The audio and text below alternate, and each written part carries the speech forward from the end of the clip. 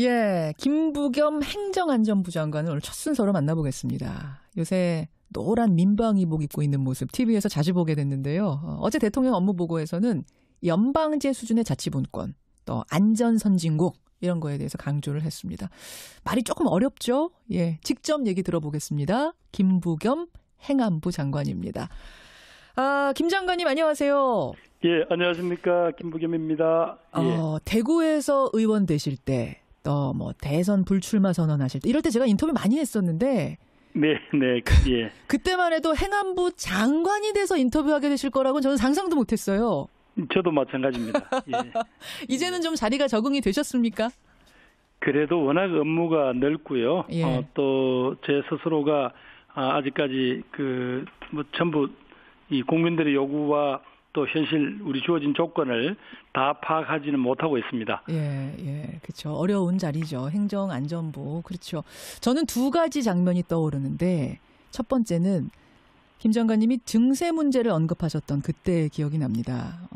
기자들이 나가려고 하자 기자들 있어라 한 다음에 복지는 확대해야 되는데 표 때문에 증세 문제는 얘기 안 하고 이 상태로 언제까지 갈 수는 없지 않습니까? 솔직하게 증세를 논의합시다. 상당히 민감한 얘기를 너무도 거침없이 하셨던 그 장면. 이거는 작심하고 하신 거예요? 예, 민감하지만 서로 안 할 수는 없잖아요. 그리고 또 이제 국민들에게 우리 국민들이 원하는 최소한의 복지 수준 같은 걸 이야기를 하고, 예. 그러려면 거기에 따르는 국민적인 의무도 같이 이야기를 할 때가 되었다. 서로 사실은 정세라는 게 인기 없는 주제잖아요. 그렇죠. 정권들로서는 사실은 감당하기 어려운데 그렇다고 해서 이렇게 해서는 국가를 끌고 갈 수가 없지 않냐 그 이야기를 하자고 그랬는데요. 예, 재정당국은 참 민감하고 조심스러운 문제지만 어찌 보면 조금 저희들이 질러야 되는 문제인 것 같아서 그렇게 예. 지르신 거군요. 그래서 네네. 저 대통령하고 교감은 없으셨어요? 대통령이 그런 말씀까지 장관 보고 이래라 저래라 하시지는 않거든요. 그렇군요. 예. 이거 누군가는 감당해야 될 일이다. 질러야 되는 얘기다 생각해서. 또 네네. 하나 파격적이었던 게 이제 이달 초입니다. 이철성 경찰청장하고 강인철 중앙경찰학교장을 불러다 놓고 생중계 카메라 앞에서 국민들께 사과하시오. 대국민 사과를 하게 하셨어요. 저는 경찰 수뇌부가 그게 생중계까지 되는 자리에서 장관한테 혼나는 모습은 처음 봤거든요. 이것도 작심하신 겁니까? 예, 그건 장관이 했다기보다도 국민이 그렇게 시킨 거라고 봅니다. 지금 경찰에 대한 여러 가지 개혁의 과제들 또 국민의 기대가 있잖아요. 그렇죠. 그런 게 진짜 한시가 급할 때인데 예. 경찰 수뇌부끼리 그런 보기 싫은 모습들 보이면 어떡하냐. 예. 근데 그게 무슨 장관이 제가 감독권이 있다고 해서 이래라 저래라 할 수 있는 게 아니고 국민 분노가 그 무렵에 막 치닫고 있었어요. 그렇죠. 그래서 빨리 이것은 국민들 앞에 사과하고 불을 꺼야 경찰이 다음 과제, 절박한 과제를 해결할 수 있겠다. 그래서 제가 한 거죠, 예. 그런 생각으로. 불 끄러 간 거다라고 생각하시면 됩니다. 불 끄러 간 거다. 예. 지르러 가고 또 불도 끌어 가고. 네. 그게 또 어찌 보면 여의도 정치하다가 간 저희들이 그렇죠. 해야 될 역할이 아닌가 그렇게 생각이 됩니다. 저도 보면서 이게 정치인 출신 장관이기 때문에 가능한 일들 아닌가 이런 생각을 했었는데, 예, 행정안전부 김부겸 장관. 어제 대통령 업무보고 내용으로 좀 넘어가 보겠습니다. 네. 예. 연방제 수준의 지방분권 개헌. 그러니까 미국의 연방제처럼 우리 지자체에다가도 권한을 좀 많이 주자.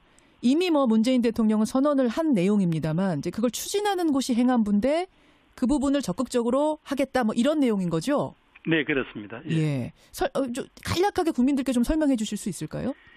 예, 그동안 우리가 정부가 수립된 이래로 한 70년이 넘었습니다만은 예. 그동안은 중앙 정부가 끌고 가고 지방은 따라오기만 하면 됐거든요. 그렇죠. 예, 모든 것들 중앙 정부가 만들고 나누어주고 이렇게 됐는데 이제 그 방법이 한계에 왔다는 겁니다. 왜냐하면 우리 국민들이 각자 다양한 욕구가 있는데 그걸 중앙정부가 일괄적으로 이렇게 하시오 저렇게 하시오 한다고 지금 국민들의 삶의 질이 나아지지가 않거든요. 그래서 그걸 잘 할 수 있는 건 지방이다. 그러면 지방은 그 일을 하고 싶어도 권한도 없고 돈도 없고 사람도 없습니다. 그것을 획기적으로 내려줘서 예. 현장에 있는 그분들이 국민의 목소리를 듣고 예. 가장 잘 대응하고 일을 할 수 있게 하자. 그 취지고 거기에 따른 정치적인 규정을 하자면 거의 연방제에 버금가는 그만한 수준의 권한 이양과 지방 분권을 하자. 그렇게 생각하시면 되겠습니다. 그럼 뭐뭐 주는 겁니까? 입법권 주는 거고. 그러니까 이제 스스로 알아서 이제 자치조례권을 만들어라. 그 다음에 이제 재정권, 자신들이 그 돈을 받아가지고 예. 또 자신들이 돈을 모아서 어디에 쓸 것인지는 스스로 결정해라. 예. 그 다음에 자신들이 공무원 숫자를 어떻게 하고, 직급을 어떻게 하고 하는 자치 이제 조직권도 줘야 되겠죠. 예. 자치재정권, 조직권, 또 행정을 할 수 있는 권한, 그런 것들을 그 4대 복지권까지 4대 권한이라고 합니다만 예. 그 권한을 지방 스스로에게 주자는 거죠. 주자. 내년 지방선거 전까지를 목표로 한다. 맞습니까? 그러니까 왜냐하면 내년에 대통령께서도 그렇고 정치권도 내년 지방선거 때 개헌을 같이 하자고 지금 약속을 하고 있잖아요. 그렇죠. 그러면 이런 정도의 수준은 국민적인 합의가 돼야 됩니다. 예. 그러려면 개헌에 담아야 되거든요. 그 말씀이죠. 그러니까 지방선거 할 때 투표할 때 이 부분까지 담아서 개헌 투표를 같이 하는 방식 이걸 구성하고 네네. 계시는 그러려면 그 전까지 활발하게 토론하고 현실에 대해서 진단하고 또 솔직하게 이야기를 해야 됩니다. 누가 양보를 하고 그렇죠. 누가 또 말하자면 이 책임을 질 것인지 예. 그런 내용입니다. 그 미국 같은 경우는 주마다 세금도 다 다르거든요. 세율도 우리도 그 정도까지 가는 겁니까? 그거는 이제 미국은 각 주들이 먼저 있었잖아요. 예. 그리고 이제 합중국을 만들었던 거고. 그렇죠. 우리는 중앙국가가 먼저 서고 각 지방 행정기관이 생긴 거니까 아마 그런 차이는 고려해야 되겠죠. 그런 것도 다 논의해보자 이런 말씀이실 것 같아요. 논의를 그러니까 이제 조금 밀도 있게 속도 있게 해보자. 그리고 책임감을 가지고 해보자. 하다가 안 되면 말고가 아니다. 그런 취지라고 보시면 되겠습니다. 그런데 지방자치 취지는 참 좋습니다만 현실적으로 보면 말이죠. 우리 지방의회 도의원, 시의원, 구의원들이 각종 비리에 연루돼서 국민 신뢰도 상당히 낮고 그런 지방의회에다가 권한과 재정을 더 주는 게 맞느냐. 우리가 그걸 감당할 수준이 되느냐. 우리 지방의회가. 이런 반론 나오는데요. 네, 그렇다고 해서 물론 그런 문제점이 있다는 걸 잘 알고 있기 때문에 우리가 고민입니다. 그게 우리 현실이거든요. 그렇죠. 그러나 그렇다고 언제까지 중앙이 전부 다 그걸 쥐고 앉아서 지시하고 그렇게 할 수는 없고 그래서 이제 저희들은 그 견제 장치로 소위 지역 유지들을 위한 혹은 지역의 정치인들을 위한 지방자치가 되지 않게 하기 위해서 바로 주민들이 실질적으로 참여할 수 있는 아주 쉬운 코스를 많이 만들자는 거죠. 주민들이 직접 참여하는. 그중에 하나는 주민들이 온라인에서 이제 조례도 발의하고 소위 의원들이 제대로 일을 안 하시면 바로 감독하고 또 주민도 소환할 수 그런 제도도 도입하자 그런 게 있습니다. 예. 이 국회 통과돼야 되는 문제인데 국회에서도 좀 우려의 목소리가 있던데 국회 통과는 어떻게 보세요? 결국은 이제 국민적인 관심이 어느 정도 따라주느냐가 문제겠죠. 국회의원들이란 분들은 결국 정치인들이니까 국민들이 어떻게 생각하시느냐에 따라서 그분들이 판단하실 수밖에 없다. 그렇게 생각합니다. 지역 균형 발전에 대해서 누구보다 관심이 많은 분이 김부겸 장관이신데 세종시로 수도를 이전해야 된다는 의지는 여전히 가지고 계세요? 네, 저는 그런 생각입니다만은 수도 이전이라는 말 자체가 헌법재판소에서 일단은 위헌이다라고 말씀하셨으니까 제 욕심 같아서는 그 문제도 내년에 개헌을 이야기를 할 때 국민의 의사를 물어봤으면 좋겠습니다. 내년에 지방선거할 때 세종시 수도 이전도 국민들께 국민 투표로 한번 물어봤으면 좋겠다라는. 네네. 그냥 수도라고 하니까 여러 가지 오해가 있으시니까 행정이라는 거에 국한에서 행정 수도라고 하면 어떻겠습니까만은 그렇게 하고 현재의 수도권은 다양한 규제에 묶여 있으니까 그건 또 다른 역할 예를 들면 서울은 경제 수도가 된다든가 이런 다양한 방식으로 전국이 분극화되고 분권화되는 그런 그림을 저는 꿈꾸고 있습니다. 여전히 그 의지를 갖고 계시군요. 왜냐하면 사실 헌법재판소에서는 조선시대 경국대전을 근거로 해서 수도는 서울이라는 관습헌법을 존중해야 된다. 따라서 세종시 수도 이전은 위헌 이렇게 낸 상태인데 이미. 그래서 이제 그 헌재 결정에 대해서 어떤 형태로든지 변경을 가하려면 국민의 의사를 확인하는 수밖에 없거든요. 그것보다 위에 저는 있는 건? 경국대전을 읽어보지 못해서 잘 모르겠습니다만 참 좀 그때 난감하더라고요. 이 국민이 납득을 하겠나. 경국대전까지 우리가 지켜야 되는가. 그런 문제가 있죠. 예. 그걸 넘어설 수 있다고 보세요. 국민 투표라는 과정은? 헌재 결정을? 거기에서 그러니까 그냥 단순히 행정수도를 옮긴다는 것만 가지고는 그건 국민들이 조금 떠악해 하실 수 있으니까 예. 국가 전체에서 기능을 이렇게 분산시키자. 예. 예를 들면 행정은 중부권에 있는 세종, 뭐 예를 들면 뭐 경제는 현재의 수도권을 잘 살려가고 또 나머지 여타 지방 도시들이 앞으로 살아갈 수 있는 어떤 지역 거점의 발전 전략 같은 거 이런 거를 해서 예. 국가 전체에 골고루 말하자면 살아갈 수 있고 성장할 수 있고 젊은이들이 뿌리를 내리고 살 수 있는 그런 어떤 큰 전략이 나와야 되지 않겠냐. 예, 예. 뭐 저는 그런 생각이죠. 뭐. 예. 알겠습니다. 행안부 김부겸 장관 여러분 지금 만나고 계십니다. 그나저나 그 내년 지방선거에서요. 네네. 대구시장으로 김부겸 장관이 나오시는 거 아닌가 이 얘기가 요즘 부쩍 많이 들립니다, 장관님. 아유, 저는 정말 몇 번 그게 아니다. 특히 저 행정안전부는 선거를 또 관리해야 되는 주무부처거든요. 예. 예, 그런 제가 말하자면 심판 노릇을 해야 될 제가 선수로 되겠다는 거는 그건 국민들에 대한 도리가 아니고 특히 대구에서 제가 국회의원 어렵게 됐잖아요. 어렵게 하셨죠. 그런데 2년 만에 또 시민들이 보시기에 또 사표를 내고 자기 말하자면 정치적 이익만 찾는다 그러면 그 시민들한테 그건 정말 큰 욕먹을 짓이라고 생각해서 제가 계속 부인을 했는데도 자꾸 그렇게 말씀을 하시니 참 난감합니다. 그래서 요즘 대구 근처에도 자주 못 갑니다. 오해를 받을까 싶어서. 욕먹을까 봐 싶어서. 아니 하도 자꾸 오해를 하시니까요. 예. 사전선거 운동한다고 그러시고 이래서. 그 대구 근처에 가지도 못하고 계세요. 네네. 그런데 지금 이제 한국당에서는요. 이미 김부겸 장관 출마를 기정사실로 하고 상대 후보를 물색하고 있다. 이런 얘기가 들리고 여론조사도 김부겸 장관을 넣어서 막 여론조사 기관들이 돌리더라고요. 그러면 압도적인 1위가 나옵니다. 이렇다 보니까 김 장관님은 아니다 해도 결국 당이 지방선거 근처에 가가지고는 김부겸 장관을 대구시장으로 올리지 않겠는가 이런 얘기가 구체적으로 나오더라고요. 그래서 많은 정치인들이 그런 어쩔 수 없는 선택을 한 것도 사실입니다. 우리 정치 역사에. 그렇죠. 그러나 저는 또 그래도 제 고집대로 정치를 해왔으니까 그 점은 김현정 선생님도 저를 믿어주시는 게 좋을 것 같습니다.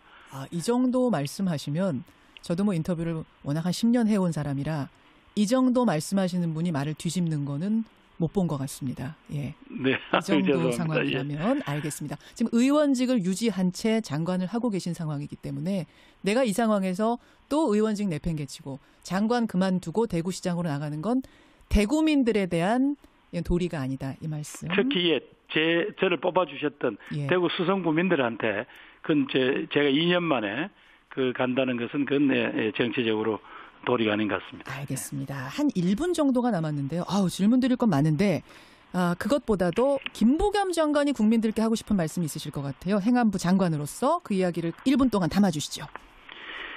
예, 국민 여러분, 새 정부가 출범하고 새로운 어떤 개혁의 신호탄을 좀 올리려고 하는 점에 북한의 김정은 정권이 핵과 미사일로 한반도 전체 안보 환경뿐 아니라 여러 가지 국제 정치 상황을 어렵게 하고 있습니다.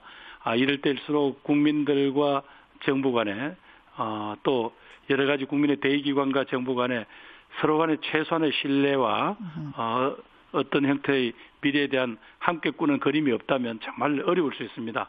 이럴 때일수록 저희들이 다양한 형태 위기에 대해서 같이 정말 이웃과 함께 이 위기를 극복해 간다라는 그런 국민들 스스로 일어나는 그런 당당한 모습 또 자발적인 모습 보여주시면 정부 저를 비롯한 많은 공무원들이 또 문재인 정부의 모든 장관을 비롯한 정치인들이 정말 혼신의 힘을 다해서 이 국가의 위기를 극복하고 멋진 어떤 개혁의 대한민국 한번 만들어 보겠습니다. 저희들 믿고 한번 도와주십시오. 지금 1분을 꽉 채워 쓰셨는데 지방분권 개헌에 대해서는요. 청취자 의견이 다양한 게 많이 올라와요, 장관님. 저희가 이건 모아가지고 나중에 전해드리겠습니다. 참고해서. 지방분권과 함께 균형 발전은 꼭 같이 나가야 될 가치입니다. 여기까지 말씀 듣겠습니다. 고맙습니다. 고맙습니다. 행정안전부 김부겸 장관이었습니다. 김부겸 행정안전부 장관을 오늘 첫 순서로 만나보겠습니다. 요새 노란 민방위복 입고 있는 모습 TV에서 자주 보게 됐는데요. 어제 대통령 업무보고에서는 연방제 수준의 자치분권, 또 안전선진국 이런 거에 대해서 강조를 했습니다. 말이 조금 어렵죠? 직접 얘기 들어보겠습니다. 김부겸 행안부 장관입니다. 김 장관님 안녕하세요. 예, 안녕하십니까. 김부겸입니다. 예. 대구에서 의원 되실 때, 또 뭐 대선 불출마 선언하실 때, 이럴 때 제가 인터뷰 많이 했었는데, 네, 예. 그때만 해도 행안부 장관이 돼서 인터뷰하게 되실 거라고는 저는 상상도 못했어요. 저도 마찬가지입니다. 예. 이제는 좀 자리가 적응이 되셨습니까? 그래도 워낙 업무가 넓고요. 예. 또 제 스스로가 아직까지 뭐 전부 이 국민들의 요구와 또 현실 우리 주어진 조건을 이렇게 해서는 국가를 끌고 갈 수가 없지 않냐 그 이야기를 하자고 그랬는데요. 예, 재정 당국은 참 민감하고 조심스러운 문제지만 어찌 보면 조금 저희들이 질러야 되는 문제인 것 같아서 그렇게 예. 지르신 거군요. 그래서 네네. 저 대통령하고 교감은 없으셨어요? 뭐 대통령이 그런 말씀까지 장관 보고 이래라 저래라 하시지는 않거든요. 그렇군요. 예. 이거 누군가는 감당해야 될 일이다. 질러야 되는 얘기다 생각해서 또 네네. 하나 파격적이었던 게 이제 이달 초입니다. 이철성 경찰청장하고 강인철 중앙경찰학교장을 불러다 놓고 생중계 카메라 앞에서 국민들께 사과하시오. 대국민 사과를 하게 하셨어요. 저는 경찰 수뇌부가 그게 생중계까지 되는 자리에서 장관한테 혼나는 모습은 처음 봤거든요. 이것도 작심하신 겁니까? 예, 그건 뭐 장관이 했다기보다. 장관. 어제 대통령 업무보고 내용으로 좀 넘어가 보겠습니다. 네. 예. 연방제 수준의 지방분권 개헌. 그러니까 미국의 연방제처럼 우리 지자체에다가도 권한을 좀 많이 주자. 이미 뭐 문재인 대통령은 선언을 한 내용입니다만 이제 그걸 추진하는 곳이 행안부인데 그 부분을 적극적으로 하겠다. 뭐 이런 내용인 거죠? 네, 그렇습니다. 예. 좀 간략하게 국민들께 좀 설명해 주실 수 있을까요? 예, 그동안 우리가 이제 정부가 수립된 이래로 한 70년이 넘었습니다만은 예. 그동안은 중앙 정부가 끌고 가고 지방은 따라오기만 하면 됐거든요. 그렇죠. 예, 모든 것들 중앙 정부가 만들고 나누어주고 이렇게 됐는데 이제 그 방법이 한계에 왔다는 겁니다. 왜냐하면 우리 국민들이 각자 다양한 욕구가 있는데 그걸 중앙정부가 일괄적으로 이렇게 하시오 저렇게 하시오 한다고 지금 국민들의 삶의 질이 나아지지가 않거든요. 다 파악하지는 못하고 있습니다. 예, 그렇죠. 어려운 자리죠. 행정안전부. 그렇죠.